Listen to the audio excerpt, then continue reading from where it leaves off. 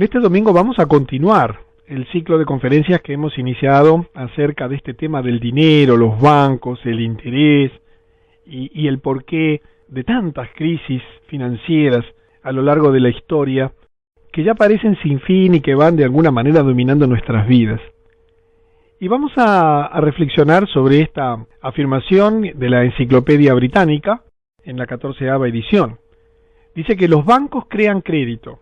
Es un error creer que el crédito de los bancos es generado en parte por los depósitos dentro de los bancos, del dinero que tienen.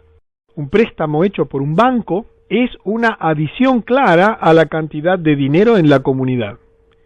No sé si has reflexionado alguna vez sobre esto. Quizás en tu país exista, por ejemplo, el sistema de emitir cheques diferidos. Los cheques diferidos, por ejemplo, es un instrumento de crédito que en los países en que existe le permite emitir un cheque no con la fecha del día, sino con una fecha futura. Bueno, cada vez que tú emites un cheque diferido, estás creando dinero. De alguna manera estás comprando algo, usando algo, pagando algo con un dinero que no tienes necesariamente en ese momento, aunque quizás sí, en tu caso puedas tenerlo, pero en el caso de muchas personas emiten deuda a futuro. Y eso hacen los bancos. Y esto es muy interesante porque en la creación del crédito y en este proceso que iniciamos la semana anterior, explicando cómo funciona el sistema, está la raíz de todos los problemas que estamos experimentando y que venimos experimentando ya desde hace algunos siglos a partir de la creación del dinero y particularmente de la aparición de los bancos. Y vamos a ver en la semana que viene que todo ese gran proyecto de dominación mundial se perfecciona en 1913 cuando se crea la Reserva Federal en los Estados Unidos como el banco privado, por supuesto, más importante del mundo, donde allí sí está la verdadera riqueza de esas pocas familias de la humanidad, unas 400, que dominan absolutamente todo lo que está ocurriendo en tu vida, como en la mía, en tu país y en todos los países del mundo. Tenemos varios objetivos, vamos a repasarlos rápidamente. Primero, hablamos la semana pasada acerca de que conozcas ciertos conceptos básicos sobre el dinero, cómo nació, qué es el interés, que sepas, bueno, cómo son y operan verdaderamente los bancos. Hoy vamos a hablar acerca de esto, ya anticipamos la semana pasada cuál era el gran negocio de los bancos, pero vamos a hablar de que los bancos prestan 9 veces lo que reciben.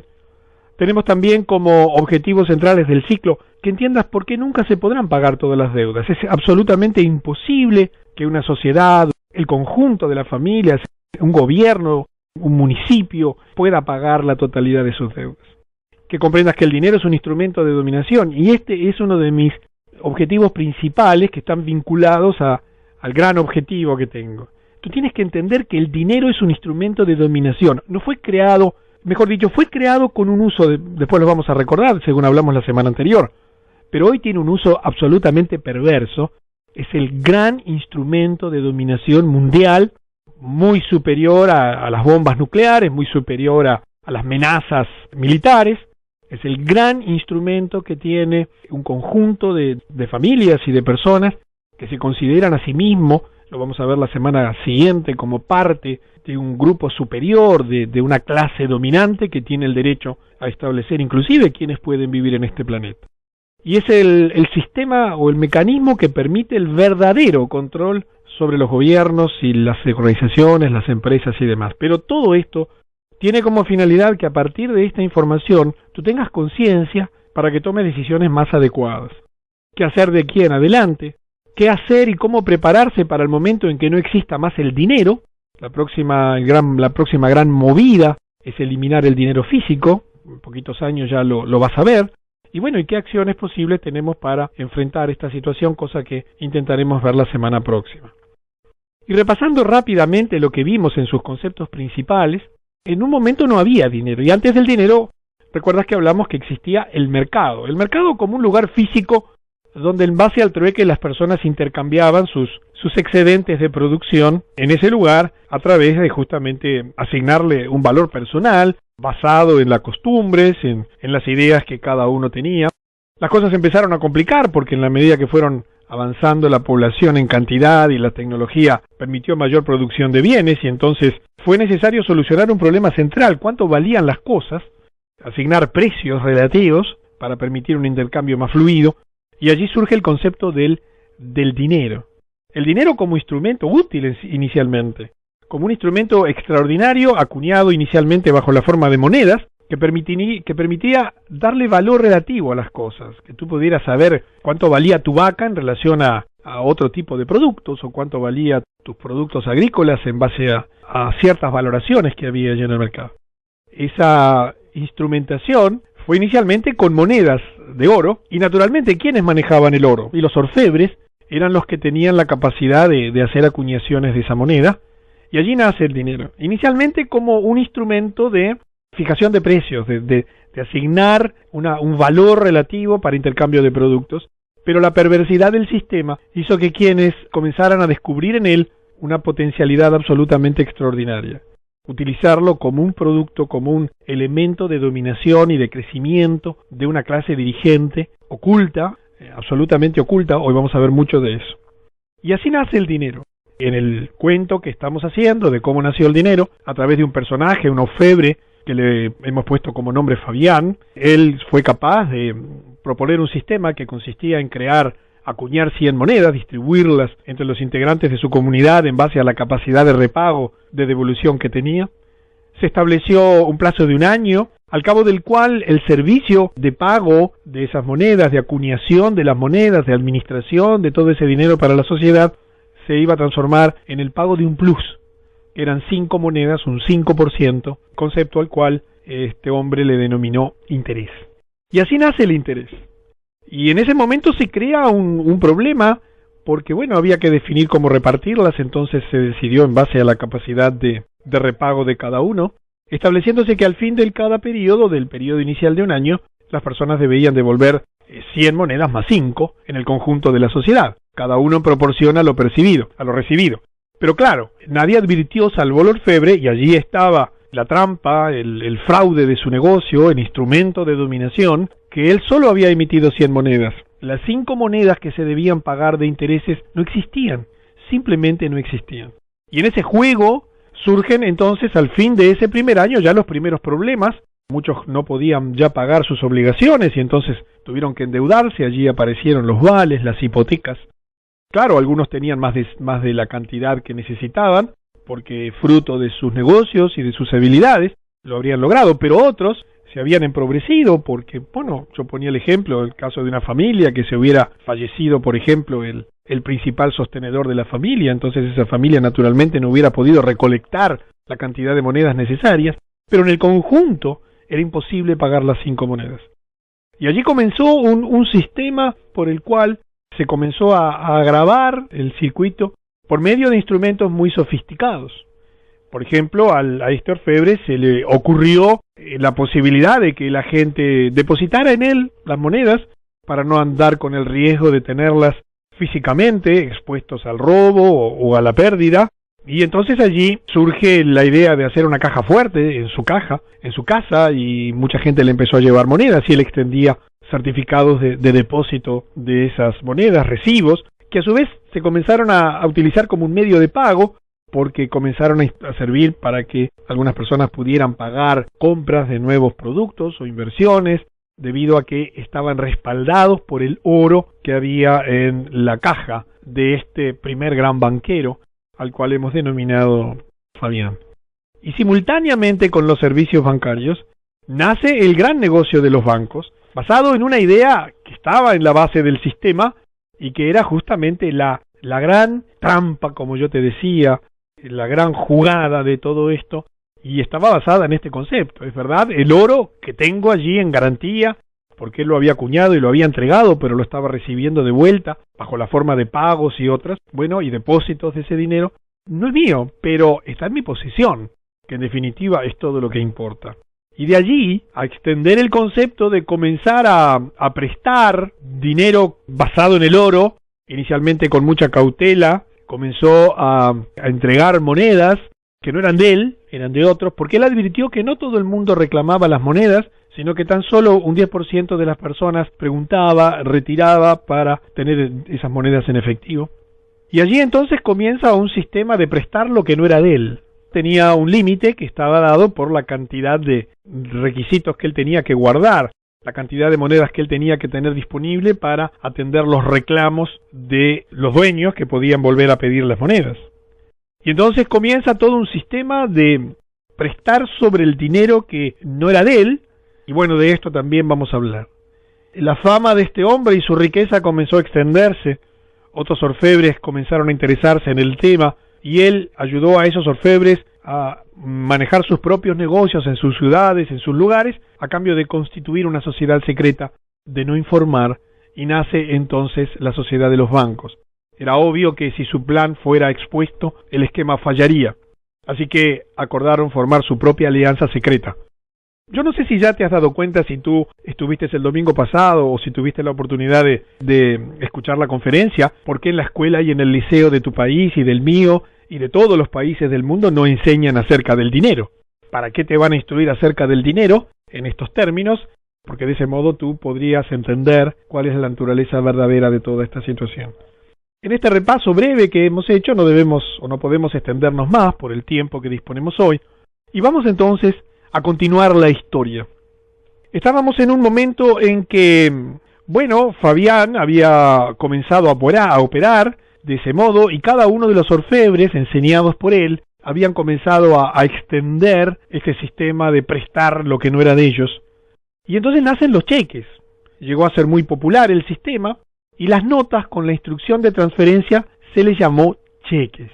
Como Fabián tenía oro, entonces él podía aceptar o extender recibos como algo tan bueno como el oro en sí mismo, y muchos recibos fueron depositados para mantenerlos seguros de la misma manera que las monedas.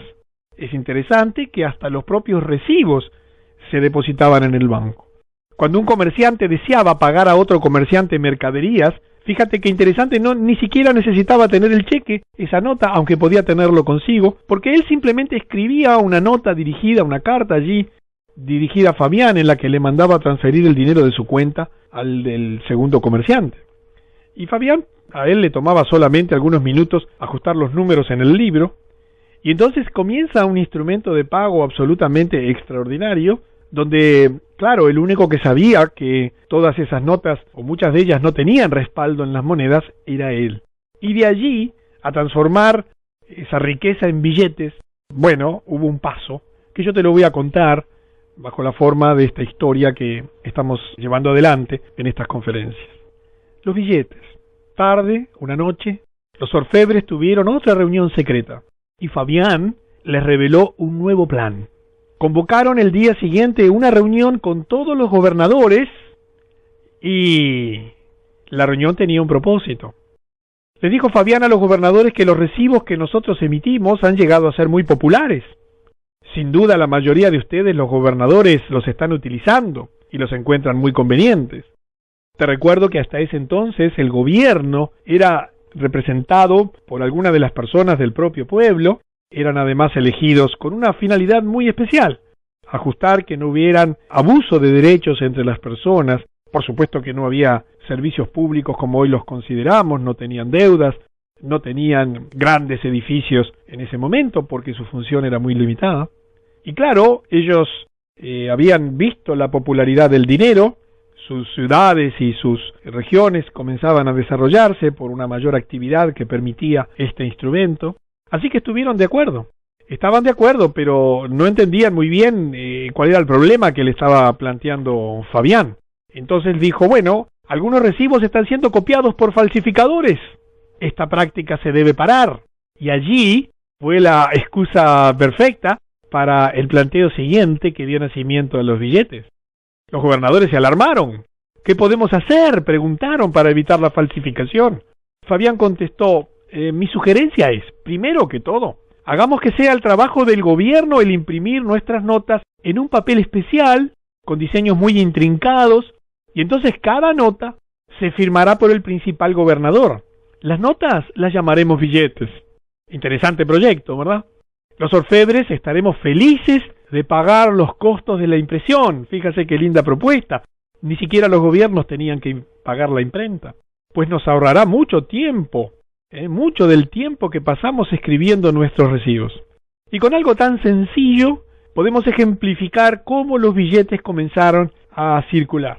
La idea, por supuesto, sonaba bien, y sin pensarlo mucho comenzó la impresión, allí en billetes flamantes, nuevos, con dibujos muy atractivos. Cada billete tenía un valor impreso de 1, 2, de 5, de 10, etcétera. Y bueno, los orfebres se encargaban naturalmente de los pagos. Fíjate que habían detalles interesantes. Los billetes eran mucho más fáciles de transportar, y rápidamente fueron aceptados por la gente. A pesar de la popularidad, se comenzó a notar que eran usados solamente para el 10% de las transacciones.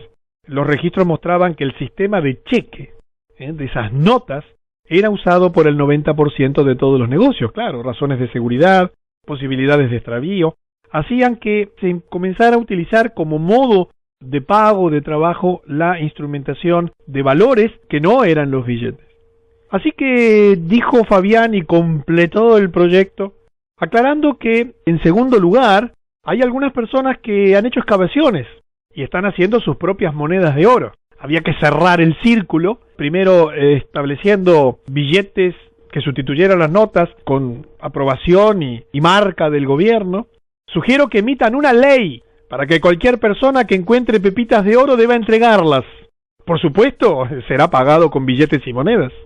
Y de ese modo comenzaron a apretar el círculo para hacer de su actividad oculta, porque ya ni siquiera emitían, sino que el gobierno lo hacía, pasando la responsabilidad de la emisión del gobierno, del dinero en apariencia al gobierno, pero ellos mantenían la imprenta. Y recuerda este detalle, porque cuando lleguemos las semanas que viene a la Reserva Federal, este es un detalle central. Como yo te decía, los billetes eran mucho más fáciles de transportar, rápidamente fueron aceptados por la gente y se notó que a pesar de la popularidad, en realidad para las transacciones, del total de transacciones solo el 10% se hacía con billetes, porque el resto en realidad se utilizaban esas notas, los cheques y los instrumentos de pago que se iban creando. Y así la economía crece. Imagínate, como te decíamos en la semana anterior, el dinero era maravilloso, generador de riqueza, generador de posibilidades para la gente. Algunos comenzaron a tener excedentes de dinero o habían comenzado a ahorrar porque eran más hábiles que otros en el desarrollo de negocios o porque, decidían vender o por lo que fuera. Y comenzó una nueva etapa del plan, el comenzar a captar los depósitos de los ahorristas. Mira que aquí la perfección del sistema instrumentado fue llevándose con el tiempo. Esto llevó décadas, llevó siglos. Imagínate que es un proceso progresivo en el tiempo. Es necesario que cada etapa del plan sea instrumentada como consecuencia de una necesidad de la sociedad. Debe urdirse muy bien para que los ciudadanos no sospechasen. Era necesario manejar con mucha habilidad las sociedades secretas, mantenerse en las sombras, hacer aparecer como responsables de lo que ocurría, porque siempre estaban los gobernantes en el medio de las decisiones. Por lo tanto, esto fue un proceso que ha ido llevando siglos, y ya estamos en el final, ahora en este siglo XXI, en este proceso de dominación mundial, y vas a ver instrumentarse en los próximos 4 años cosas absolutamente asombrosas que ni siquiera puedes imaginar. Y aparece entonces esta clase, la de los ahorristas. Hasta ahora la gente le estaba pagando a Fabián por guardar su dinero, y para traer más dinero a la caja fuerte, Fabián se ofreció a pagar a los depositantes un 3% de interés sobre los depósitos. Imagínate la revolución en una sociedad donde nadie cobraba por tener dinero. Hasta ese momento, la gente en sus estructuras mentales, afectivas, en su cultura, ellos cobraban por producir lechugas, por producir una vaca, por dar un servicio real, pero no se asociaba. Nadie podía imaginar que también el valor que representaban esos bienes y esos servicios pudiese generar a su vez interés. Imagínate el atractivo que representó esta oferta fantástica de ser más ricos aún sin necesidad de trabajar, porque el dinero estaba allí disponible, ni siquiera lo necesitaban, podían trabajarlos con los cheques, así que comenzó a recibir Fabián mucho dinero, pagando un 3% de interés. La mayoría de la gente creía que él estaba prestando ese dinero a los deudores al 5% y su ganancia era el 2% de diferencia. Quizás es lo que tú creas cuando miras un banco allí en tu país y entras al banco. Generalmente en todos los países hay allí una cartelera, un tablón de anuncios donde se anuncian las tasas que el banco paga. Aquí en Uruguay es por ley, los bancos los deben informar a todos los visitantes y deben publicarlo inclusive.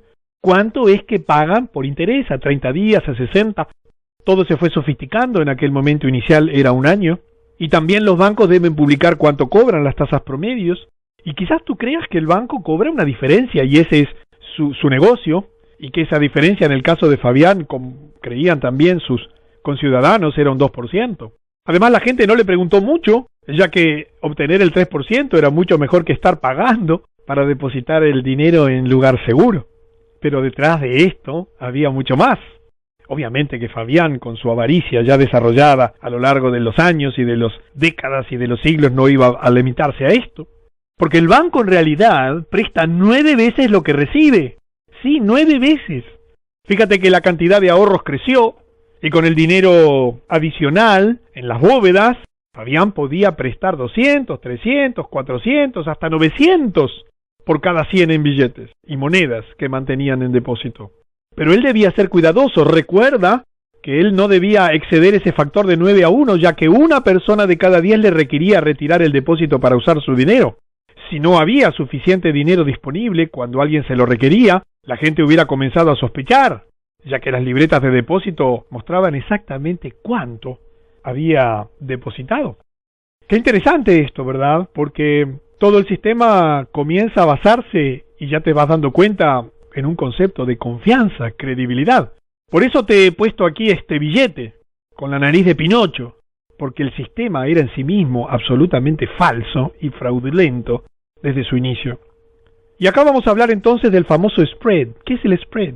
Esto, la diferencia entre lo que el banco paga y lo que el banco cobra. Pero ¿cuánto ganan los bancos en realidad? Aquí voy a tener que hacer un poco de números, te voy a pedir que me disculpes. He tratado de reducir al mínimo los conceptos, se requieren números. Más allá de esto, sobre los 900 que él había prestado y estaba prestando, guardaba 100, ¿recuerdas? En asientos contables, escribiendo cheques él mismo, él podía demandar hasta 45 pesos de interés. O sea, él recibía 100 y prestaba 900. Los 900 le daban un 5%, o sea, 45 de ganancia. Cuando el préstamo más los intereses eran devueltos, 945, los 900 se cancelaban en la columna de débitos y Fabián se guardaba para él los 45 de interés. Por lo tanto, él estaba más que contento de pagar $3 o 3 pesos, o llámalo como quieras, de interés sobre los 100 depositados originalmente, los cuales nunca habían salido de la bóveda. Te repito, él pagaba el 3% de 100, pero cobraba el 5% no de 100, eso era lo que la gente creía. Él cobraba el 5% de 900. Esto significaba que por cada 100 que mantenía en depósito, era posible obtener un 42% de ganancia, mientras la mayoría de la gente pensaba que él solo ganaba el 2%.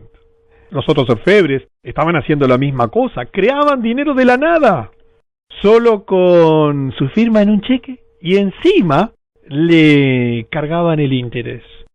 Imagínate el mundo de oportunidades que comienza a crearse para esta gente y la riqueza acumulada. Es cierto, ellos no estaban haciendo billetes. Recuerda que el gobierno imprimía los billetes y se los entregaba a los orfebres para distribuir. En ese momento, todavía en ese momento de la historia, y aquí quizás debo hacer una precisión, en ese momento, la impresión del billete lo hacía el gobierno. Ellos pagaban los gastos de emisión y así adquirían el derecho de su distribución, porque respaldaban las monedas. Se los entregaba a los orfebres para distribuir. El único gasto de Fabián era el pequeño costo de impresión. Sin embargo, ellos estaban creando dinero sobre el crédito, que salía de la nada y le cargaban intereses encima. ¿Entiendes que se creaba, como se sigue creando hoy, dinero, no riqueza, dinero, de la nada? Basta imprimirlo para ya crearlo. Y luego, mediante este sistema perverso de prestar 9 meses lo que se recibe, y aquí aparecen los encajes de los bancos, la legislación se fue sofisticando. La mayoría de la gente creía que la provisión de dinero era una operación del gobierno. También creían que Fabián estaba prestando el dinero que alguien más le había depositado. Nadie soñaba que Fabián estaba prestando lo que no tenía. Pero había algo extraño que a algunas personas les hizo comenzar a pensar. Ningún depósito decrecía cuando Fabián entregaba un préstamo. Si todos hubieran tratado de retirar sus depósitos al mismo tiempo, obviamente que el fraude hubiera sido descubierto. No había problema si alguien pedía un préstamo en monedas o billetes. Fabián simplemente le explicaba al gobierno que el incremento de la población y de la población y bla bla bla requería más billetes y los obtenía a cambio del pequeño costo de impresión. Recuerda la autoridad, el poder que esta gente comenzaba a acumular, su prestigio, su riqueza, y allí llegamos a un punto clave en la historia de este proyecto. Hay que ocultar el fraude. Y así nace la economía financiera y la credibilidad. ¿Te suena esta palabra en los tiempos modernos? ¿Te suena que el sistema hoy, todo el mundo dice que lo que le falta es credibilidad? Claro, este sistema que es falso necesita credibilidad. ¿Qué necesita? Que la gente crea, pero para ello hay que ocultar el fraude. Y además la perversión hizo precisar el sistema creando la economía financiera. El fraude, comencemos por él. Un día un hombre que solía pensar mucho fue a ver a Fabián. Esta carga del interés está mal, le dijo. No puede ser, porque por cada 100 que usted presta está pidiendo 105 en devolución. Pero los 5 extras no pueden ser pagados. Nunca, ya que no existen. Imagínate si en aquel momento alguien se daba cuenta. Imagínate hoy con la internet de por medio, donde ya fraudes y lo oculto ha salido a luz. Por eso las sociedades secretas están saliendo a luz. Por eso la cultura global, la globalización, es una amenaza, pero también es una oportunidad. Debes aprender a utilizarla. Y entonces, este hombre continuó y dijo, seguramente usted debería emitir 105. Esto es 100 para mí y 5 para que gaste usted. De esta manera habría 105 en circulación y la deuda puede ser pagada. ¿Entiendes la profundidad de este concepto? Quizás los números no sean tu fuerte, pero originalmente recuerda que se había emitido 100 y se cobraba 105. Eso condenaba a la sociedad en su conjunto que recibía los 100 a que nunca, bajo ninguna circunstancia, por definición, pudieran pagar algún día todas las deudas. La solución hubiera sido simple. Bastaba con que se hubieran emitido 105, que el interés fuera un valor real. Él decía, por ejemplo, muchos granjeros producen comida, muchos industriales producen bienes y así hacen todos los demás, pero usted solo produce dinero. Suponga que existimos solo 2 empresarios en todo el país y que nosotros empleamos al resto de la población, y aquí viene un cálculo matemático un poco complejo que prefiero dejártelo. Lo vas a encontrar en el ebook cuando lo recibas para que lo puedas razonar con detalle. Fabián escuchó en silencio. Tenía que haber una explicación, y aquí mira la brillantez de su planteo. Escuchó en silencio y finalmente con autoridad dijo: la economía financiera es un tema muy profundo, amigo. Toma años de estudio. Déjeme a mí preocuparme por estos asuntos y usted, preocúpese por los suyos. Y esta frase te va a sonar muy conocida. Seguramente tu ministro de Economía la debe decir muy frecuentemente. Usted debe volverse más eficiente. Incremente su producción. Baje sus gastos. Conviértase en un mejor empresario. Siempre estaré dispuesto a ayudarlo en esos asuntos. ¿Te suena familiar? Interesante, ¿verdad? Aquí aparece la economía financiera. Había que comenzar a redondear el fraude, mantenerlo oculto, hacer que fuera compartido por la sociedad de los orfebres, los verdaderos dueños, y hubo que redondearlo con un concepto que hoy está en el tapete: la credibilidad. El hombre se fue sin estar convencido. Este hombre es de aquellos que ha creado esta información que te estoy dando. Pertenece al mismo grupo de aquellos que han publicado libros que te van a asombrar y que encontrarás en la web que tendrás disponible el domingo próximo. Había algo mal con las operaciones de Fabián, y él sentía que su pregunta había sido contestada con evasividad. Pero claro, en aquel momento, imagínate, la posibilidad de comunicación, de información, era reducida. Sin embargo, la mayoría de la gente respetaba la palabra de Fabián. Él es experto. Los otros deben estar equivocados. Miren cómo se desarrolló el país, cómo se incrementó nuestra producción. Mejor dejemos que él maneje estos temas. Pasa lo mismo en tu sociedad. Aparecen los expertos en finanzas, aparece toda una categoría de personas que empieza a justificar lo injustificable. Y esto empieza a generar un problema central en la economía, que es la constante alza de precios. Y vamos a reflexionar algunos instantes en por qué en tu país, en el mío, en el mundo entero, desde hace siglos se ve un alza de precios que se va acumulando, que es inflacionaria, exponencial, que afecta a todos los gobiernos, a todos los países, en mayor o menor medida. Bueno, veamos por qué. Para pagar los intereses sobre los préstamos que habían pedido, los comerciantes tuvieron que elevar sus precios. Claro, si ese dinero no estaba en circulación, ¿de dónde lo iban a sacar? Los asalariados entonces se quejaron de que los sueldos eran muy bajos. Al subir los precios podían comprar menos bienes con su salario. Los empresarios se negaron a pagar mayores salarios, diciendo que quebrarían. Un razonamiento totalmente lógico. Los granjeros no podían obtener precios justos por su producción. Las amas de casa se quejaban de que los alimentos estaban muy caros. ¿Te suena familiar? Y claro, si es el mismo proyecto. Y entonces comienzan las protestas y nacen las huelgas. Algunas personas se declararon en huelga, algo de lo que nunca antes se había oído hablar. Otros habían sido golpeados por la pobreza y sus amigos y parientes no tenían dinero para ayudarlos. La sociedad comienza a sufrir los efectos de un proyecto que había comenzado hacía siglos y que tenía que ver con la perversidad de un sistema que endeudaba a todo el mundo porque el sistema en su conjunto era un instrumento de dominación. Y en ese discutir de la sociedad, y en ese comenzar a tratar de entender lo inentendible porque el fraude se ocultaba, la economía financiera era un instrumento de tecnología sofisticada, hacía aparecer los conceptos y conocimientos como lejanos al hombre común, donde la credibilidad comienza a instrumentarse en base a sistemas que después te voy a comentar. Entonces comienza este proceso. El hombre comienza a olvidarse de la verdadera riqueza. Y viva el dinero y los bancos. La mayoría había olvidado la riqueza real alrededor de ellos, las tierras fértiles, los grandes bosques, los minerales y el ganado, que eran lo que se transaban en el mercado y que dieron origen al dinero nada más que como un instrumento de medida. Pero solo podían pensar en el dinero. Las cosas habían cambiado, mientras que antes las personas dedicaban tiempo a mirar su producción y ver cómo la podían mejorar. Ahora el dinero ocupaba una gran parte de su vida. Había tiempo cada vez más escaso. Cada vez costaba más alcanzar esas 5 monedas que, por cierto, no existían. Parecía que siempre faltaba.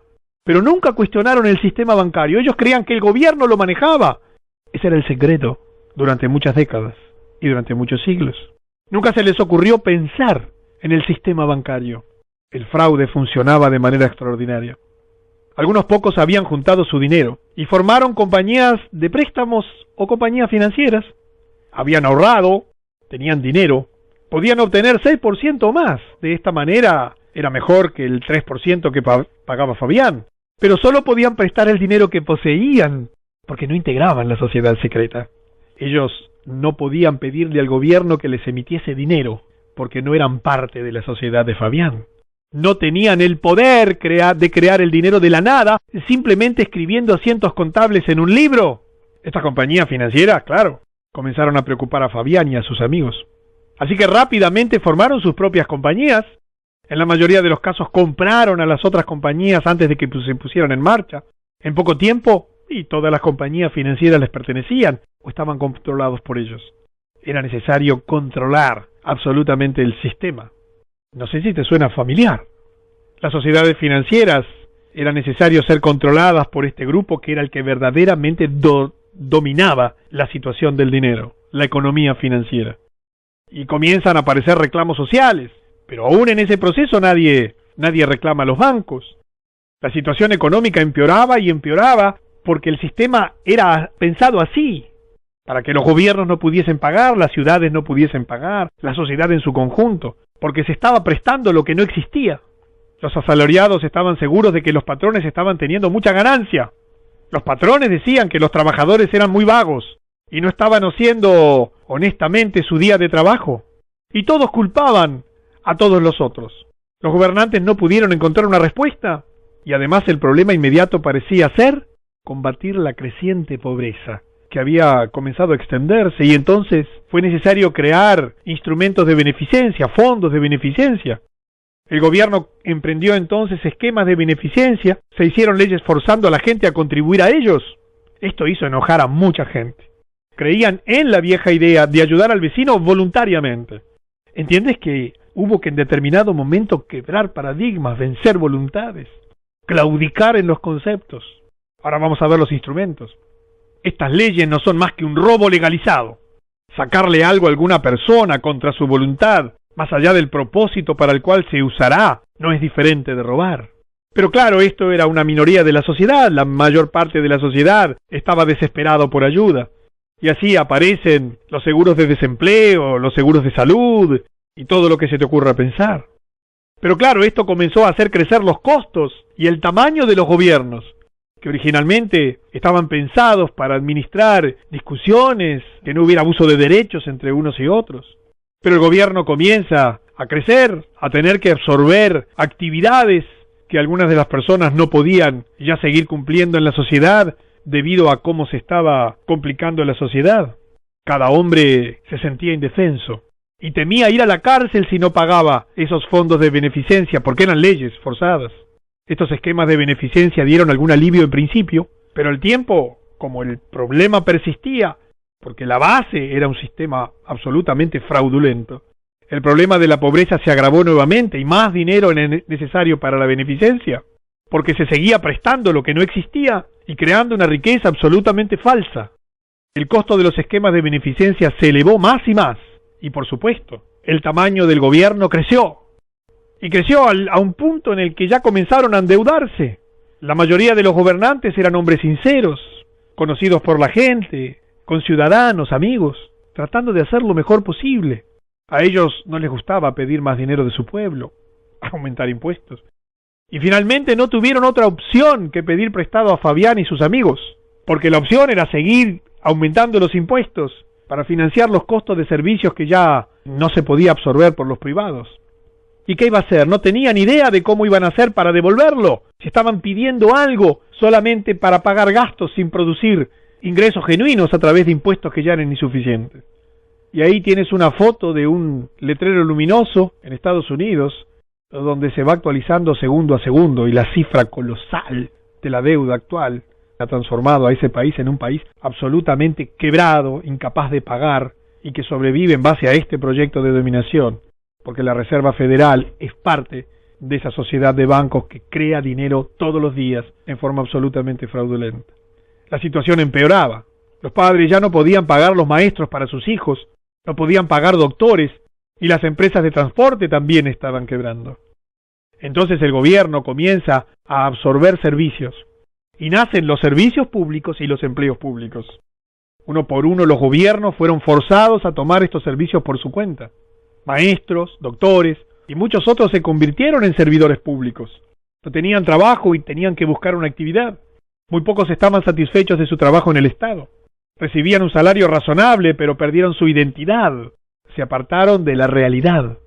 Se convirtieron en pequeños engranajes de una maquinaria gigantesca. No había espacio para la iniciativa personal, muy poco reconocimiento para el esfuerzo. Sus ingresos eran fijos y solo se ascendía cuando un superior se retiraba o moría.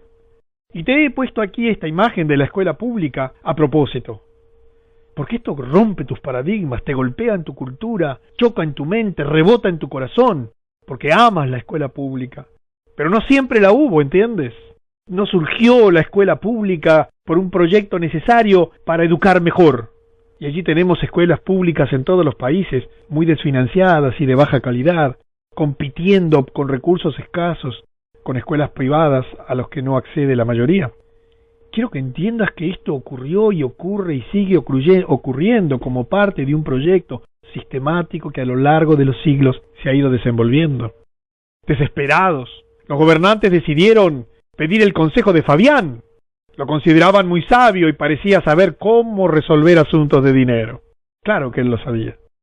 Fabián los escuchó explicar todos sus problemas y finalmente respondió: mucha gente no puede resolver sus problemas por sí mismos.